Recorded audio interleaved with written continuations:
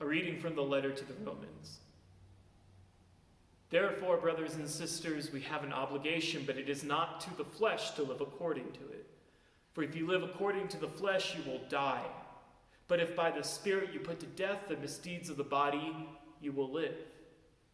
For those who are led by the Spirit of God are the children of God. The Spirit you received does not make you slaves so that you live in fear again.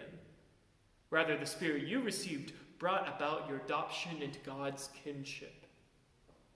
And by God we cry, Abba, Father.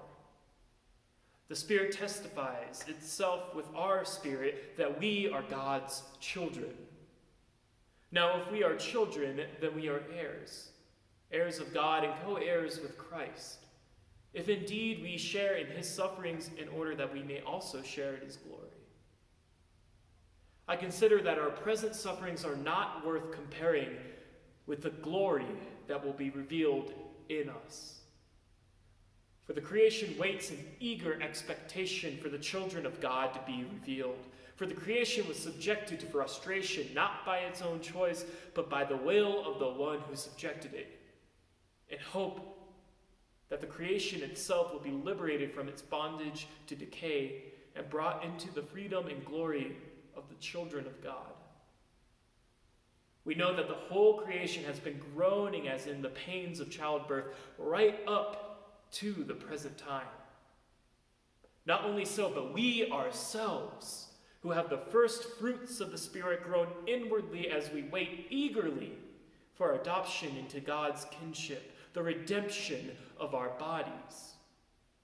For in this hope we were saved.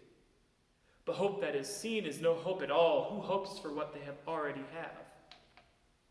But if we hope for what we do not yet have, we will wait patiently. It's the word of God for the people of God. Thanks be to God. The Elephant Butte fire has ravaged 50 acres of land in West Evergreen. Over 1,000 homes were evacuated in the area. There were stiff winds, dry pine needles which lined the floor, a heat wave, and of course the arid mountain air. The conditions were perfect for a fire to ravage through these mountains.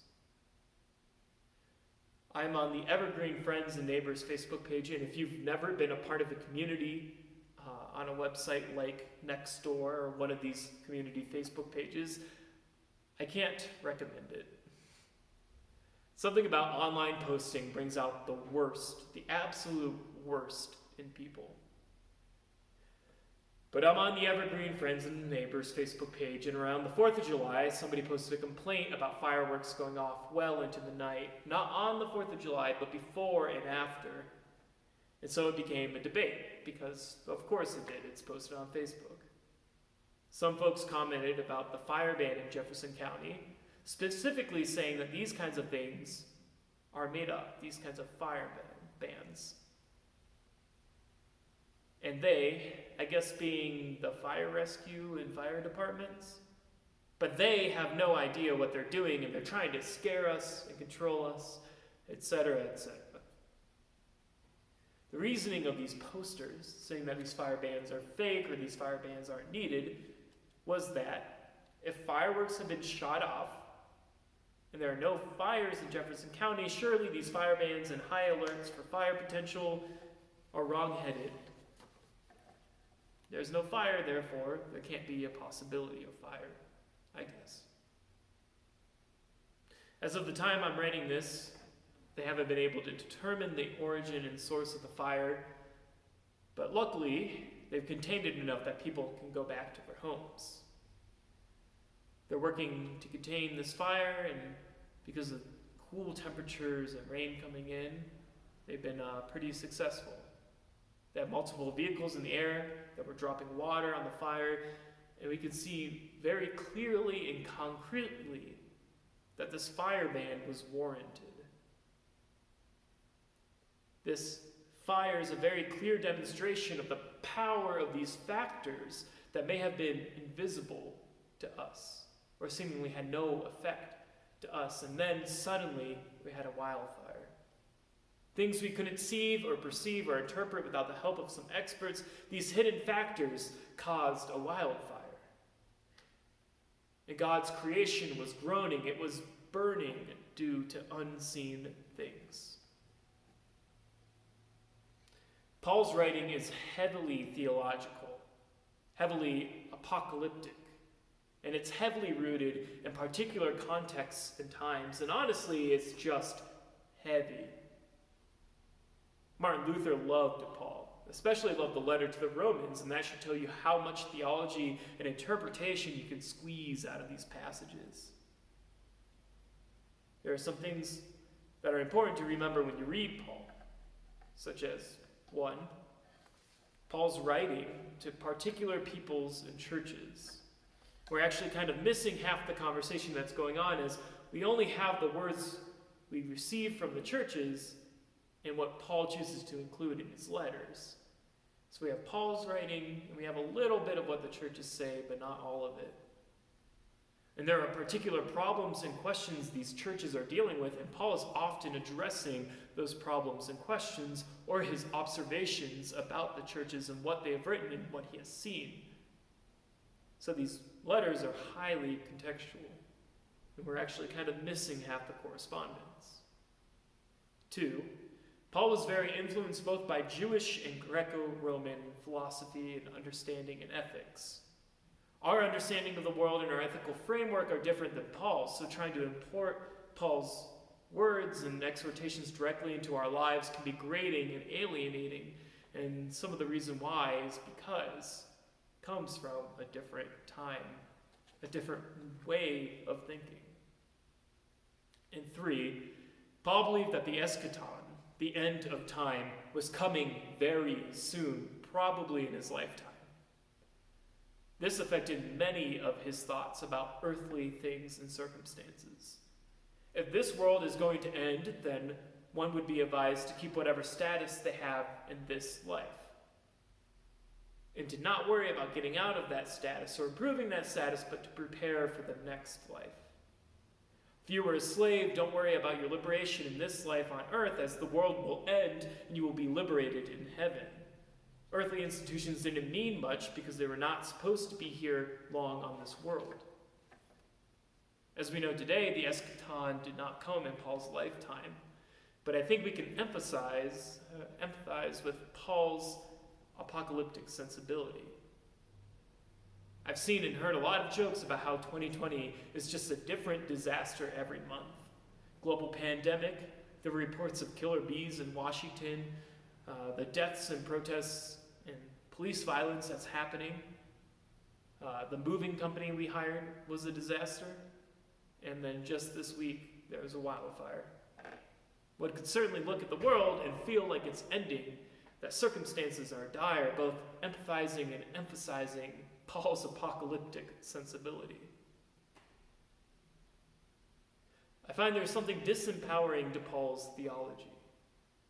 Telling people to remain in their earthly circumstances because the end is near, to me, runs course against the liberative life and ministry of Jesus Christ. Paul has a bent towards care for one another and right conduct, even towards liberation of one's soul, but he was less interested in my reading in changing and liberating earthly systems. Those systems will pass away with the passing of the world, and thus one should rather work on their soul and their relationship with God. But there is also something empowering and liberating about Paul's theology.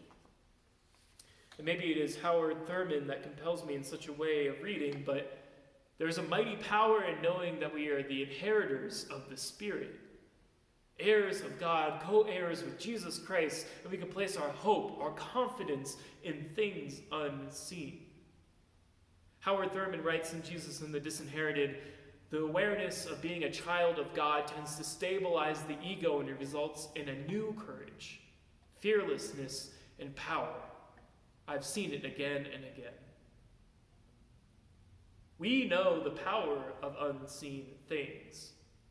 A virus we cannot see, sometimes we cannot feel until it's much too late, is changing the world around us, revealing things that were meant to be hidden. These unseen to many factors that have caused a wildfire to roar in our own town, those were powerful things. Thurman and Paul speak to us about the unseen spirit, the power of our rootedness and our God-createdness to give us dignity, courage, and power, to give us a hope that cannot be abolished by powers or principalities.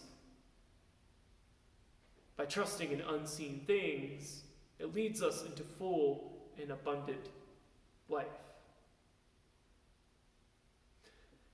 But I think my professor Kuzipo Nwamba, the social ethics professor in Bose, would be upset with me if I did not draw special attention to Paul's inclusion of all of creation in this passage.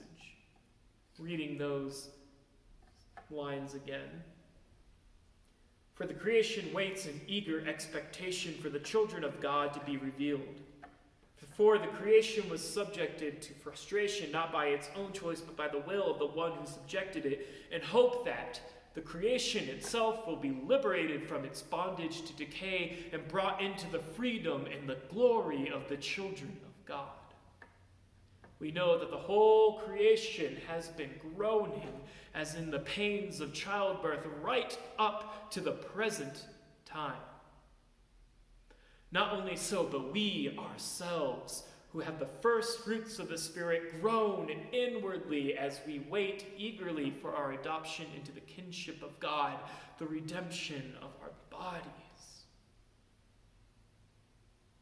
Creation has been subjected to frustration, not by its own choice, but by the will of the one who subjected it, the one given dominion over it, us.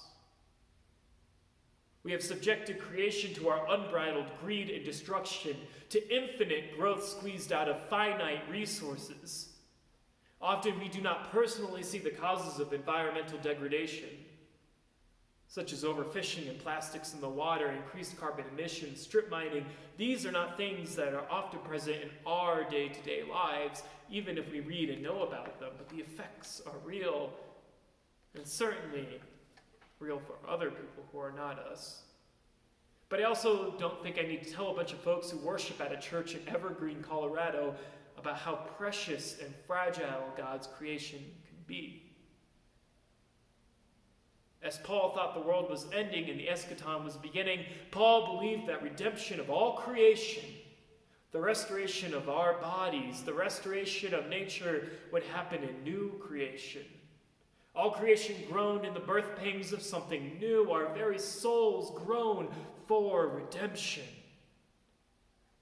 But what we have come to realize is that we cannot simply wait for the end times. Paul thought that our heavenly liberation would come soon, so our earthly liberation could wait.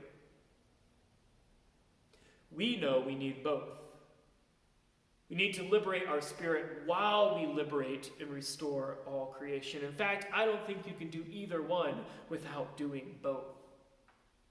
We cannot wait to act on climate change, much like we cannot wait to act on putting out a wildfire.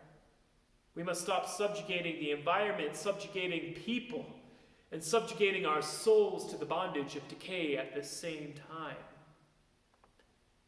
In fact, stopping the subjugation of the environment and the subjugation of other people will help us stop the subjugation of our souls to the bondage of decay.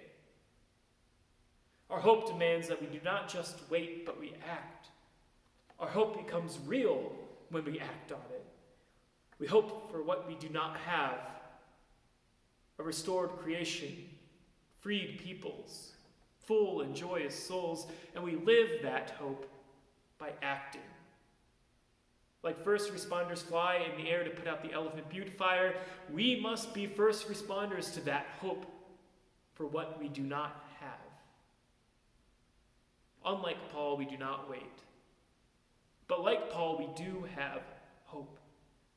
A hope in things unseen, hope grounded in something unseen, hope that cannot be taken away by powers and principalities.